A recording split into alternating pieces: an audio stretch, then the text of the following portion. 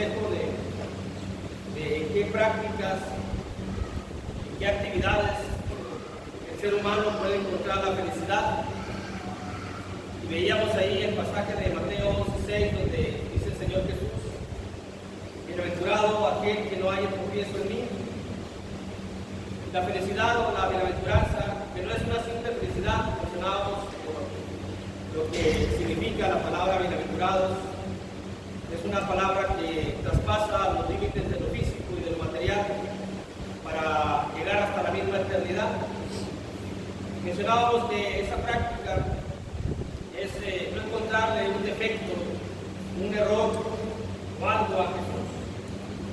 No hallarle algo en el cual nos desanimemos, que claramente no lo tiene, pero que a veces uno encuentra excusas para encontrarle un defecto.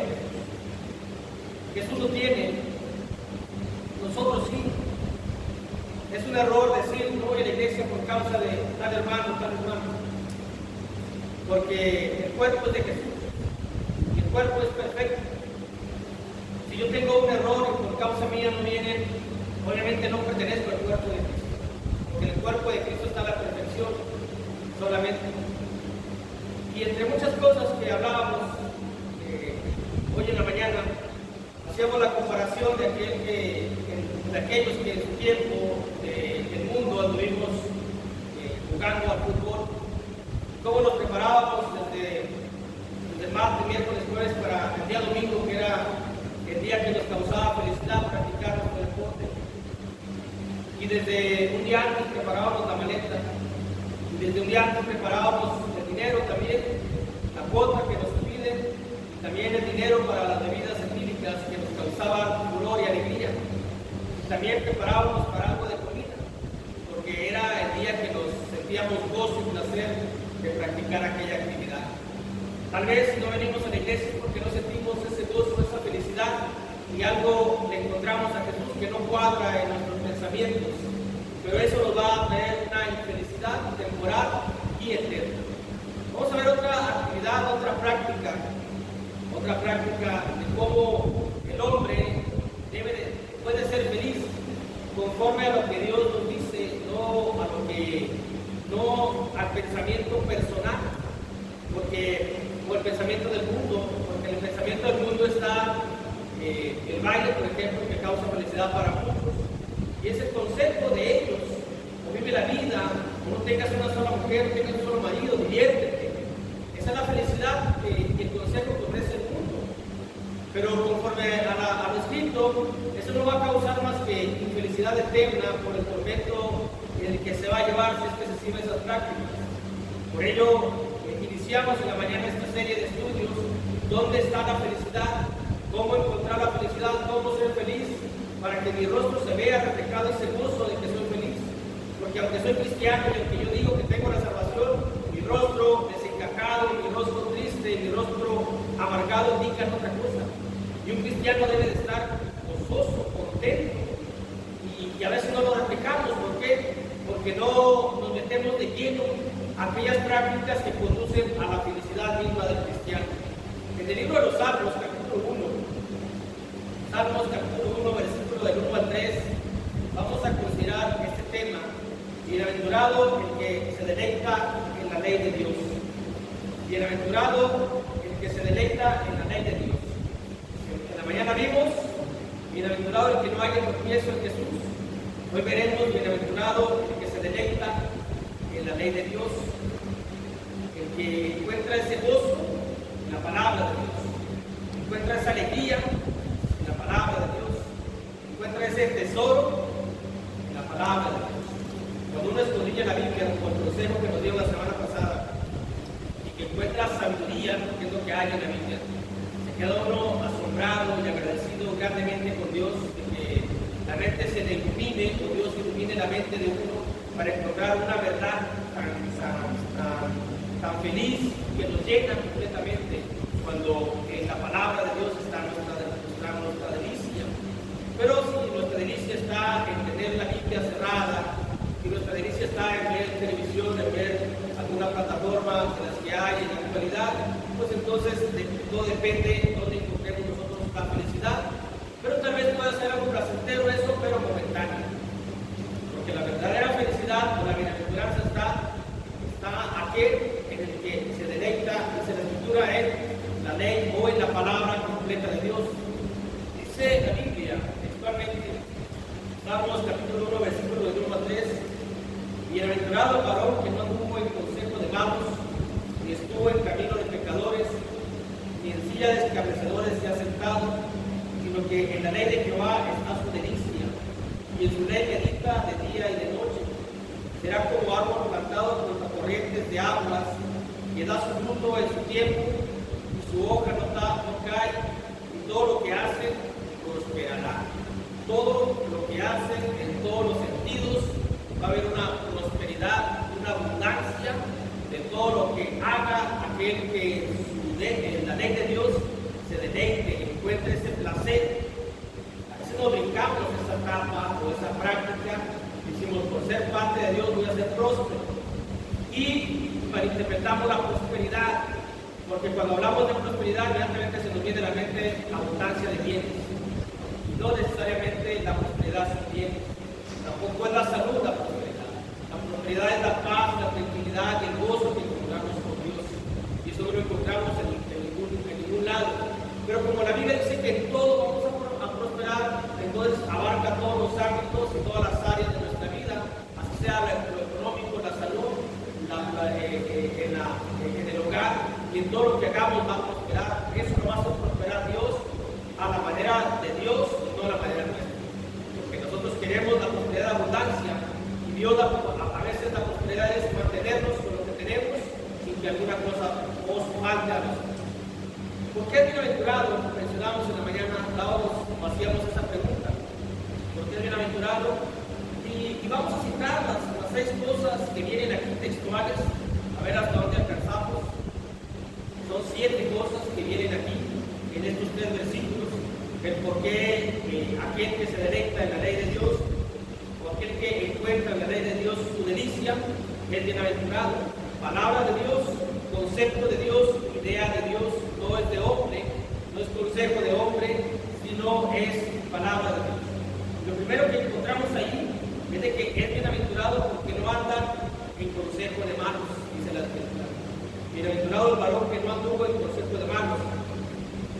Y podríamos hacerlo escatológico, hermanos, es decir, a futuro, porque la palabra anduvo nos menciona un verbo pasado, como si ya estuviéramos en el juicio, por lo que dice el versículo 4 y 5. Pero vamos a aplicarlo al tiempo presente también, aunque casi prácticamente la idea lo hace hacia el día del juicio. Por eso dice bienaventurado el varón que no anduvo, pero estamos en tiempo presente.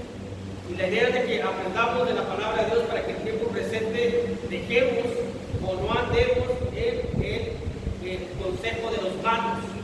El consejo de los hombres malos siempre va a ser opuesto al camino de Dios.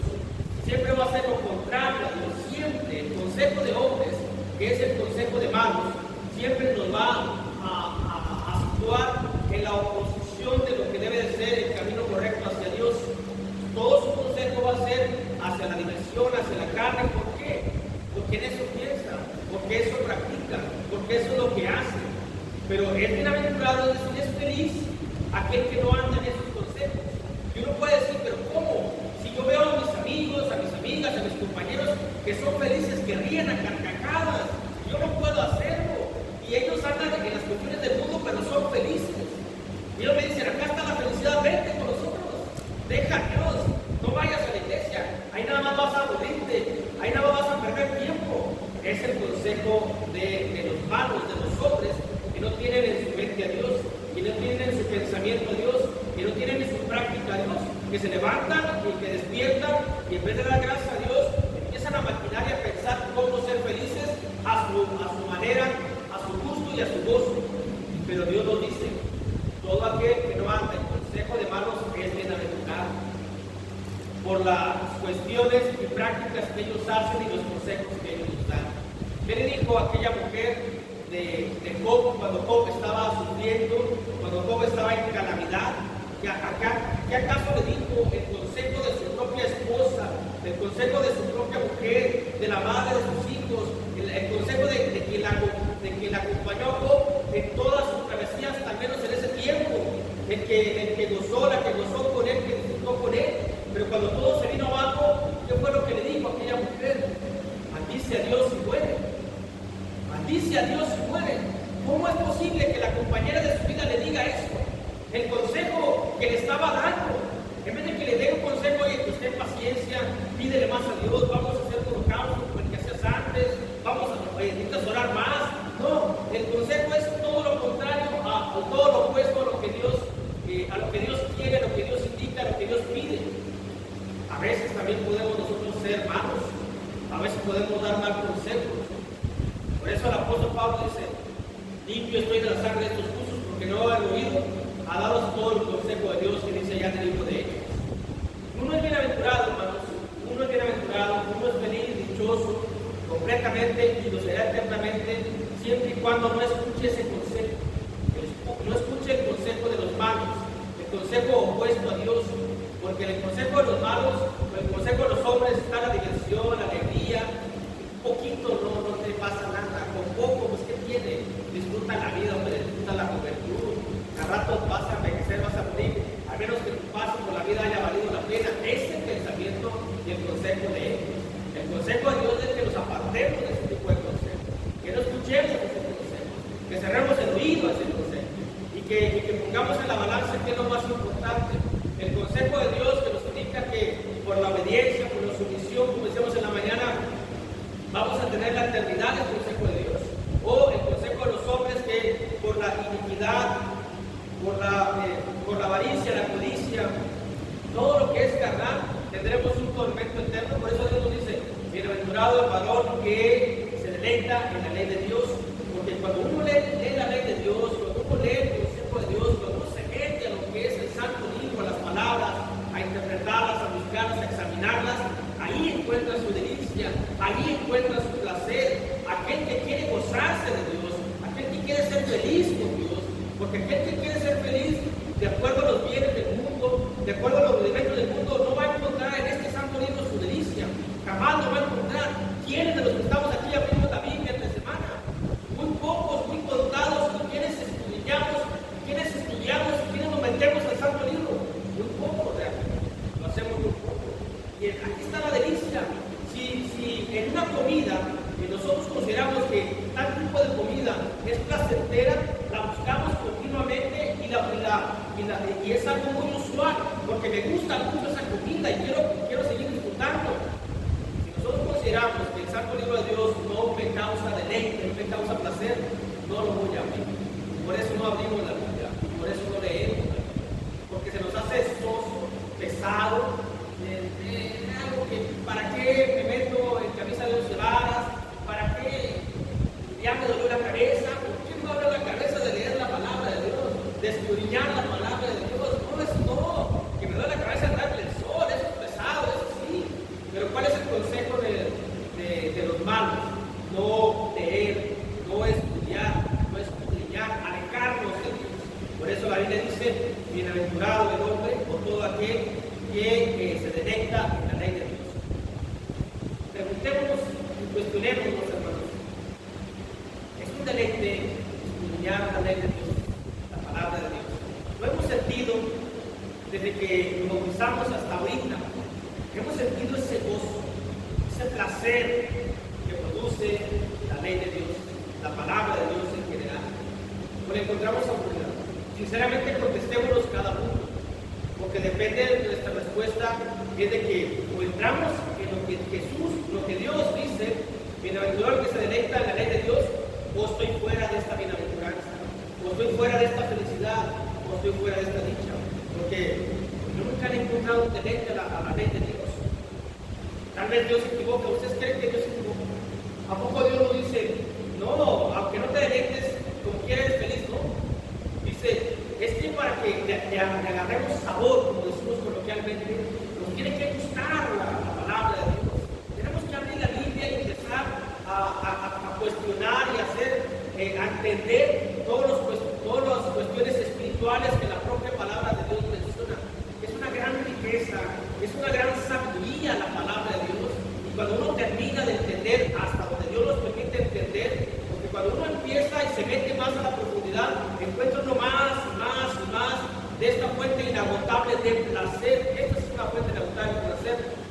cuesta nada, que no perjudica en el cuerpo, que no trae ningún perjuicio a nuestra vida.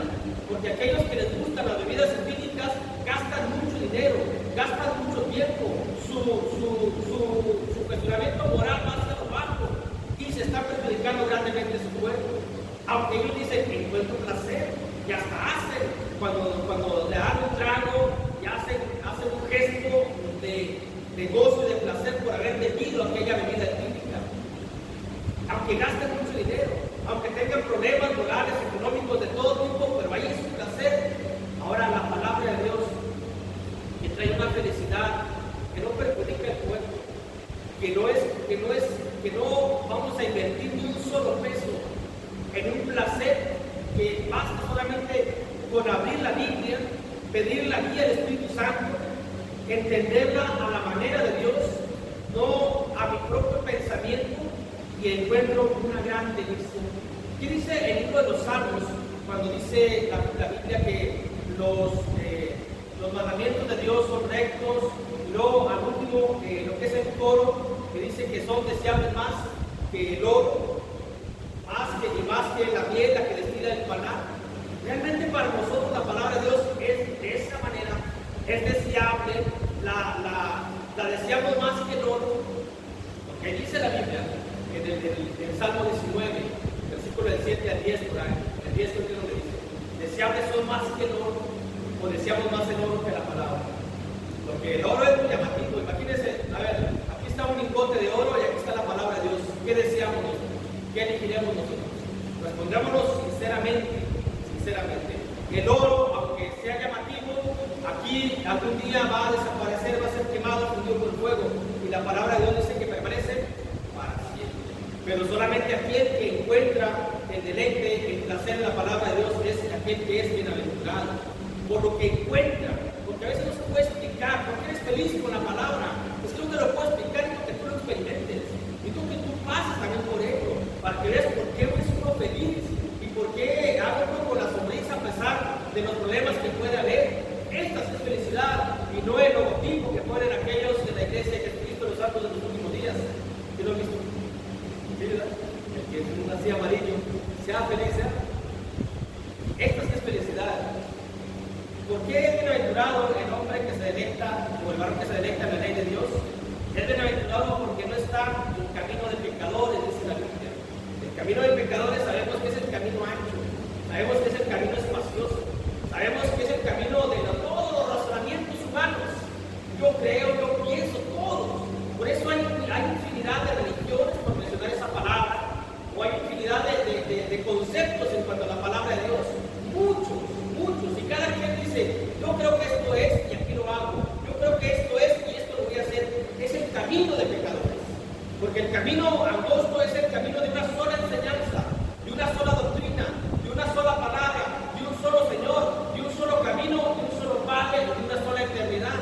Pero el camino ancho, hablando de las cuestiones espirituales, es un camino de muchos pensamientos, de muchos razonamientos.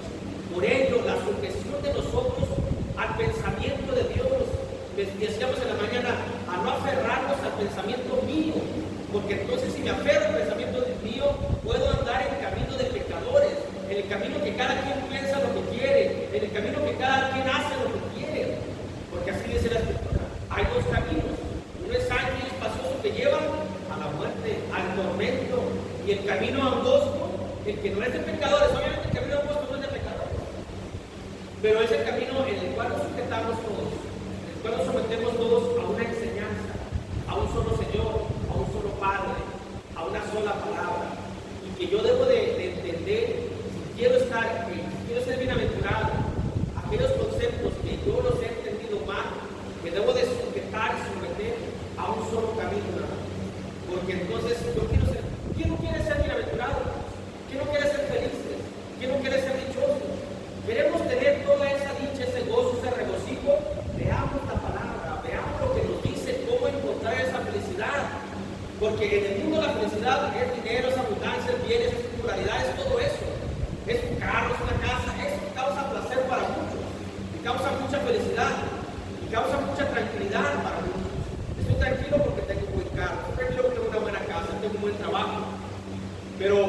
eso solamente es temporal. Algún día va a desaparecer.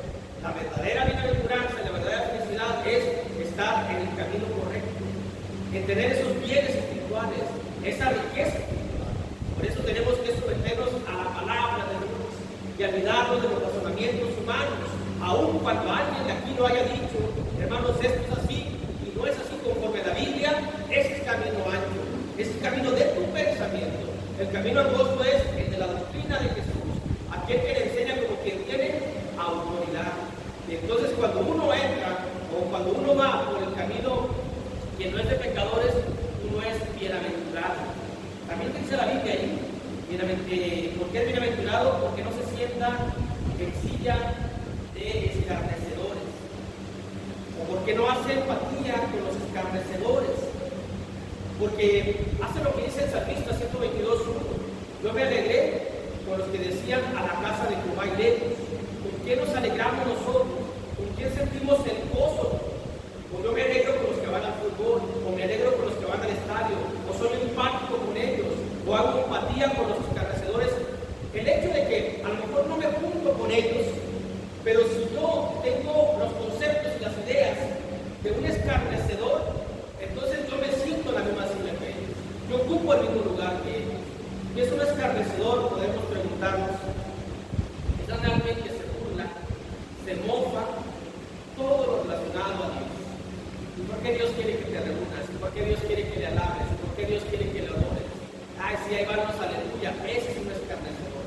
Un escarnecedor es aquel que es rebelde a la palabra de Dios.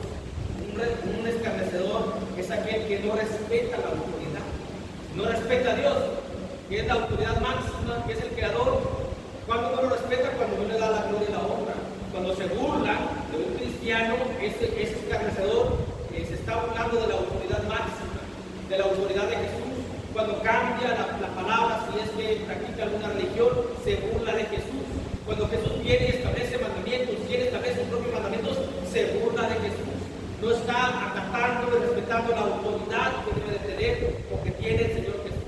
Ese es un escarnecedor, aquel que es rebelde, aquel que se va por su lado, aquel que no entiende, aquel que no acepta la disciplina. Ese es un escarnecedor. ¿Por qué no acepta la disciplina? Dice: ¿por qué me voy a disciplinar? ¿Quién eres tú? Uno no es nadie, la palabra es la que tiene la autoridad. Y la palabra nos dice cómo debemos conducirnos dentro de lo que es el camino y dentro de la iglesia. Y uno se para un rato enfrente y empieza a decir lo que la palabra de Dios dice. Y algunas cosas chocan con mi forma de ser y yo no acepto que tú me lo digas. Entonces yo me revelo a lo que tú estás diciendo, no me someto a la disciplina de Dios, soy un escarnecedor. Pero no me junto con los escarnecedores, no me junto con los borrachos, no me junto con los burladores, pero me siento en la silla de ellos. Es decir, tengo el pensamiento de ellos, tengo la conducta de ellos, tengo la característica de ellos, estando aquí sentado. Puedo sentarme en silla de escarnecedores. Soy rebelde a la palabra, no me quiero someter a la disciplina, no respeto la autoridad de Dios, del Padre, del Señor Jesucristo, del Espíritu Santo, de la iglesia. Entonces soy un escarnecedor. Y eso no va a traer en mí, no va a producir la felicidad. ¿Por qué? ¿A poco un rebelde es feliz? ¿A poco el diablo está feliz porque fue el primer rebelde? ¿A poco un rebelde es feliz? Vuelvo a preguntar. No es feliz, ¿por qué? Porque está pensando siempre, ¿y por qué? Y esto y lo otro, voy a hacer aquello, voy a hacer lo otro. Pero aquel que no es rebelde, aquel que se somete a la voluntad de Dios, encuentra la felicidad, halla la felicidad, y es bienaventurado. Y una bienaventuranza no temporal, sino eterna. Dice el libro de Proverbios, el libro de Proverbios, capítulo 21, versículo 24, hablando de esta cuestión de aquel que es escarnecedor. El libro de Proverbios, capítulo 21, versículo 24, para que veamos cómo menciona la Biblia las características de uno que es escarnecedor. Vuelvo a decir esto, hermanos. Aunque yo no me junte con las personas del mundo, pero soy empático en sus pensamientos, me siento en la silla de escarnecedores. Es decir, soy empático, es decir, que comparto sus ideas y que estoy de acuerdo con su comportamiento, y peor para mí porque vengo y lo aplico aquí en la iglesia. Eso sería peor. En la mañana mencionábamos que un cristiano cristiano, cuando un cristiano que encuentra un tropiezo en Jesús, es doblemente infeliz. Hoy volvemos a decir lo mismo. Un cristiano que no se deleita en la palabra de Dios es doblemente infeliz. Aquí en la tierra y lo será por palabra. Dice ahí Proverbios 21:24, escarnecedor es el nombre del soberbio y presuntuoso que obra en la insolencia de su presunción. Es imposible que un cristiano pueda tener esas características, pero tal vez puede haber, porque sabemos que la base de la vida cristiana es la humildad, no es la presunción. Sabemos que nada somos aquí superiores a nadie, todos somos iguales, porque aún los apóstoles que tenían el pensamiento mundano, cuando estaban discutiendo y que el Señor Jesús les dice, ¿por qué discuten? Sabía por qué, pero quería que ellos le dijeran. Es que queremos saber quién es el mayor. Dice, no, eso se enseña aquí, no. A mí que el que quiera ser mayor tiene que ser el que sirva más. Es un concepto completamente distinto a lo que es. Así que, pero si en dado caso yo soy soberbio, soy presuncioso, soy insolente, entonces yo soy escarnecedor. Y si soy escarnecedor, me siento en la silla de escarnecedores. Y tengo las características de aquel que se burla de Dios, aquel que se mofa de Dios. ¿Qué dice Dios? Que vaya a la tarde, doctor. Me estoy burlando de Dios. Si estamos escuchando palabra de Dios, consejo de Dios que me dice, el día del Señor es todo el día. Y tenemos que entregarle a Dios todo el día. Y si yo lo vengo, me estoy burlando de Dios, habiendo escuchado aquello. Quiere decir que comparto las características de un escarnecedor. Quiere decir que mi nombre es soberbio y es presuncioso e insolente. Eso es lo que soy. Así me ve Dios. Aunque yo me vea distinto, así me ve Dios. Aunque yo diga, soy listo, porque evadí, he ido hoy, me puedo ir a cualquier lugar. Así pienso yo, así creo yo. Pero Dios me ve como un soberbio, insolente y presuncioso. Así es como Dios me ve. ¿Y qué es lo que queremos nosotros? Que yo diga mis características, siempre van a ser características bonitas. La cuestión es que Dios me diga cómo me veo y cómo estoy ante Él. Eso va a ser beneficioso para mí. Ahora, volvemos al punto principal. Queremos ser bienaventurados, queremos ser felices, entonces no nos sintamos en silla de escarnecedores. Volvemos a nuestro texto base en Salmos capítulo 1, versículo 3. Ahí encontramos otras 4 características o 4 razones por las que aquel varón que se deleita en la ley de Dios es bienaventurado. Es bienaventurado porque medita en la palabra de Dios. En la meditación encuentra ese gozo, esa felicidad. Hermanos, experimentemos meditar en la palabra de Dios de día y de noche. Realmente hagamos ese esfuerzo para que veamos el gozo que trae a nuestra vida, la felicidad que trae a nuestra vida. ¿Quiénes de los que estamos aquí presentes lo hemos mencionado? No me quiero ir del mundo sin haber ido a tal parte, sin haber hecho tal parte, sin haber hecho tal cosa. Está bien, puede ser aceptado a los que les gusta viajar. A mí no me gusta. Se han molestado a algunos. No me gusta, no quiero viajar. No se molestan, pero se ponen serios conmigo algunos. Porque no me gusta, o sea, me tenso, me pongo, ya sea algo así, sin efecto, más pensar que voy a hacer. Pero yo sé que a muchos de ustedes les gusta, hay muchos por decir, yo quiero ir a París, está bien, es algo bien, ¿verdad? Pero que a lo mejor cumple. A ver, ¿por qué no ponemos esta meta? A ver, voy a experimentar qué se siente. Yo veo al hermano que dice que es mucho gozo, a ver, tengo que experimentar qué se siente. Hagan la prueba, hagamos la prueba, para que veamos que realmente es un regocijo, es un deleite meditar en la palabra de Dios y eso nos hace bienaventurados. Dice el Salmo 104,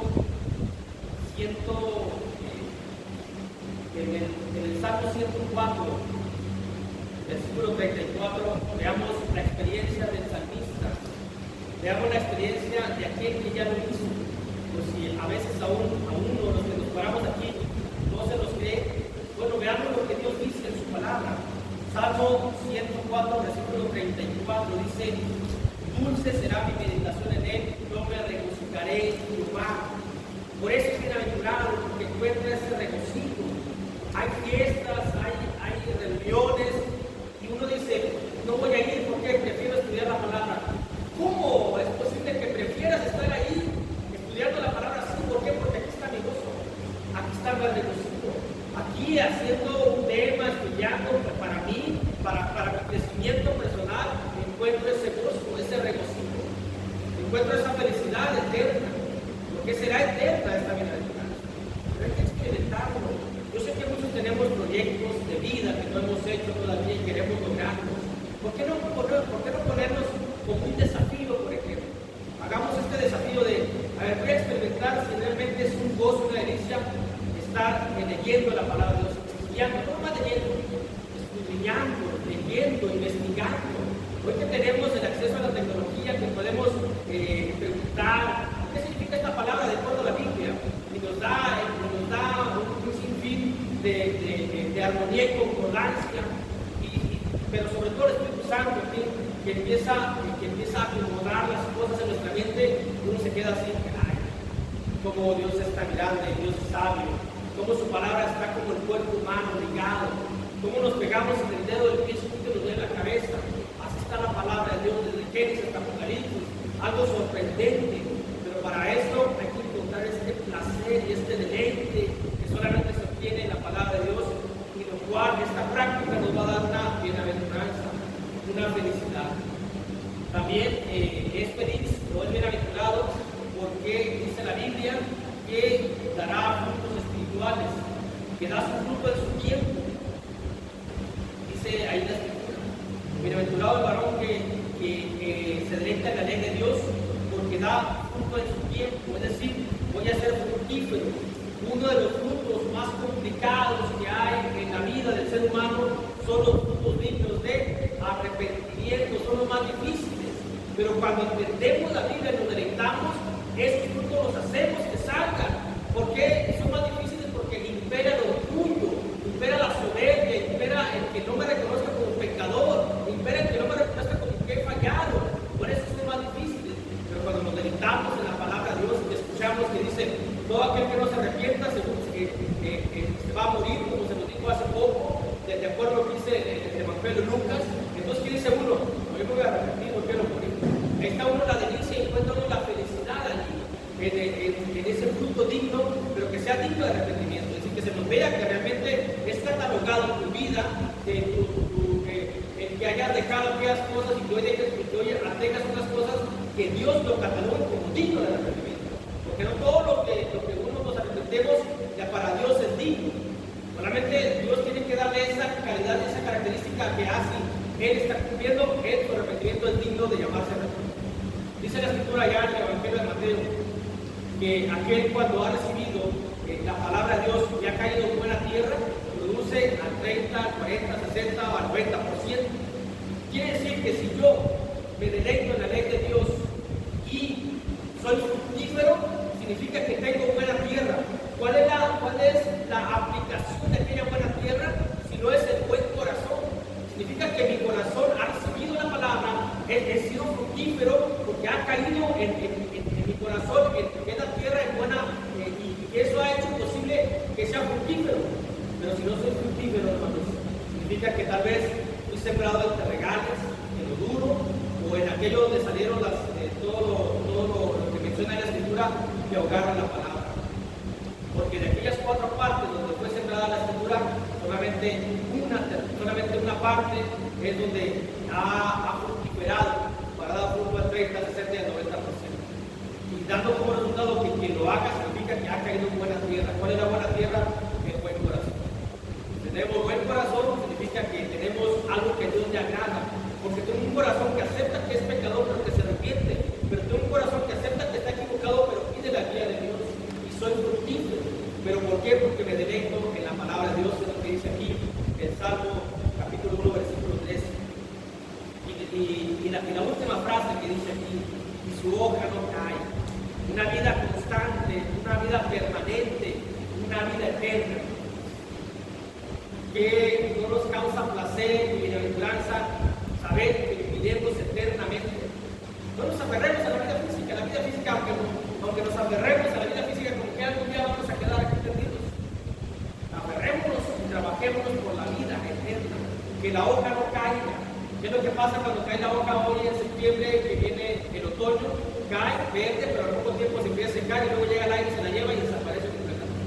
Se pierde aquella hoja. Y el hecho de que diga la Biblia, y aquella que será plantado entre aguas, y su hoja no cae, significa que vamos a permanecer siempre. Significa que vamos a ser eternos. Significa que tenemos una vida imperecedera, una vida que jamás va a terminar. Es una bienaventuranza seguro. Claramente lo es. ¿Quién lo dice? Dios. ¿Qué tenemos que hacer para tener esta felicidad, esta bienaventuranza? Deleitarnos en la palabra de Dios. No deleitarnos en las cuestiones del mundo. El mundo no es nuestro placer. Nuestro placer debe de ser la palabra de Dios. Así lo dice Dios. Es el concepto que tiene Dios de bienaventuranza. Olvidémonos del concepto que yo tengo yo de felicidad. Olvidémonos del concepto que tiene aquel que habla muy bonito. Aquel que habla de aquel que nos dice cómo ser felices en la tierra, cómo lograr la felicidad. Sí, habla bonito, pero son palabras al viento. Esta es palabra de Dios, este es concepto de Dios, y Dios nos dice, bienaventurado que se deleita en mi palabra, en mi ley. ¿Por qué? Porque será plantado en su hoja, nunca va a caer, y va a tener la felicidad, y va a tener la vida por toda la eternidad. ¿Qué podemos hacer nosotros? ¿O qué debemos hacer nosotros? ¿Queremos ser felices? No le encontremos un error a Jesús, no encontremos un tropiezo a Jesús, y lo segundo